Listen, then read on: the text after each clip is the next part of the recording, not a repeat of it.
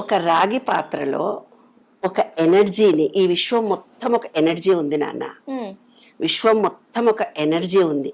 దాన్నే మూఢ విశ్వాసంతో భగవద్గీతలో ఎలా చూపించాడంటే, భగవంతుడు ప్లేవే మెథడ్ చూపించాడు.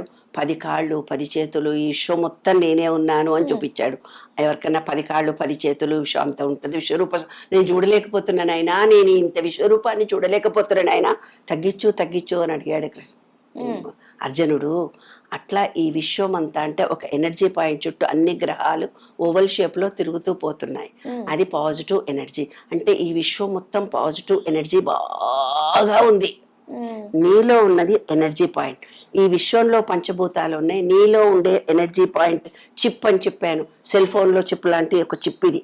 వాళ్ళేం చెప్పారు పూర్వకాలము, చిత్రగుప్తుడు అన్నారు. చిత్రంగా గుప్తంగా రికార్డ్ చేసే ఒక చిన్న చిప్ మనకి ఇక్కడ ఉంటుంది. అదే ఎనర్జీ చిప్. విశ్వంలో ఎనర్జీ ఉంది, మనలో కూడా ఇక్కడ ఎనర్జీ ఉంది. ఆ ఎనర్జీ కోసం గుళ్ళని తయారు చేశారు వాళ్ళు. ఎనర్జీ, మన బాడీలో ఎనర్జీ లెవెల్స్ తగ్గిపోతాయి, ఈ విశ్వంలో ఎనర్జీ నుంచి మనం ఎనర్జీని రిసీవ్ చేసుకోవాలి.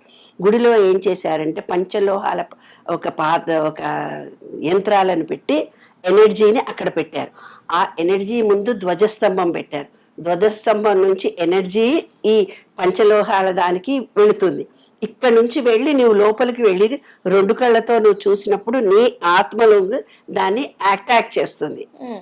అటాక్ చేసినప్పుడు అక్కడ మంచిగా మంత్రాలు చదువుతూ పూజలు చేస్తూ పాజిటివ్ ఎనర్జీని వైబ్రేషన్ ఇచ్చే హోమాలు మంత్రాలు అన్నీ చేస్తారు. చుట్టుపక్కన వాటర్ ఉంది. ఆ వాటర్ ఏం చేస్తుంది, ఎనర్జీ ఇస్తుంది నీకు. వాటర్ వల్లనే ఎనర్జీ వస్తుంది.